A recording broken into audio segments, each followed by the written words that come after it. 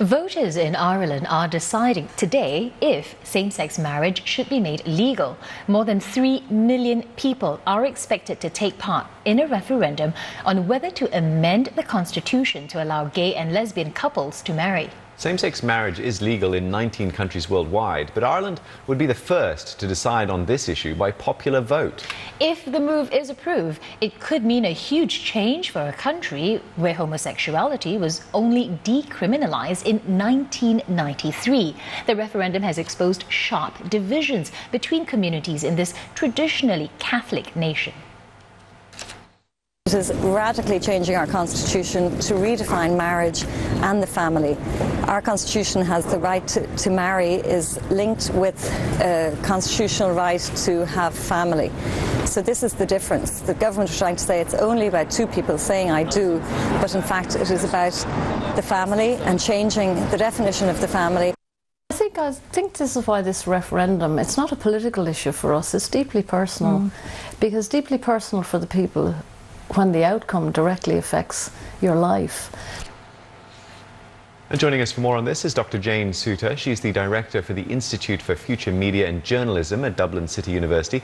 Dr. Souter, for the first time, this very contentious issue is being put to a popular vote. Why has Ireland chosen to do it this way?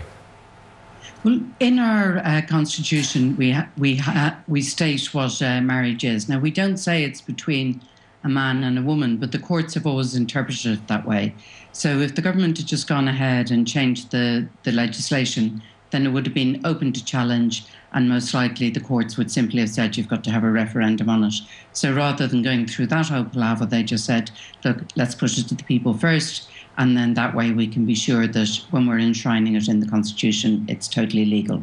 All right, speaking of enshrining in the Constitution, would you say that by doing this, Ireland is essentially putting the rights of a minority in the hands of the majority?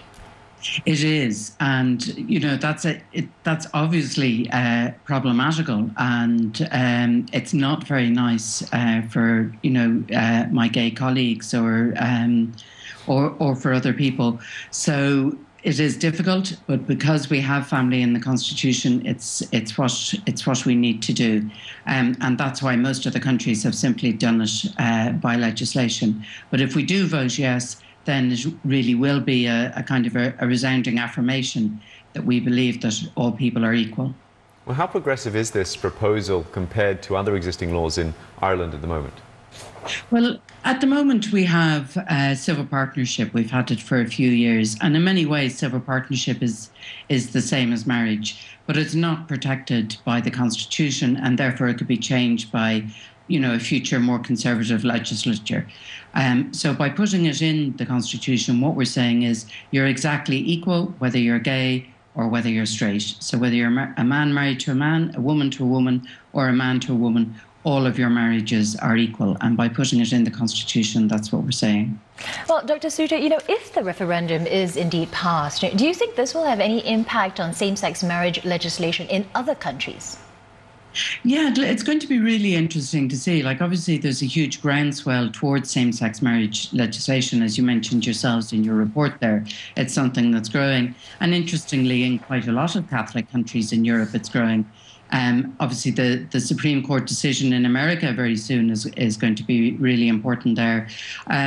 So it's another country that's saying yes. It's another country that's looking into the future, but whether it means that other countries actually go for a referendum is different. Like our constitution is different to most others. All right, thank you very much, Dr. Jane Souter, for speaking to us, Director for the Institute for Future Media and Journalism at Dublin City University.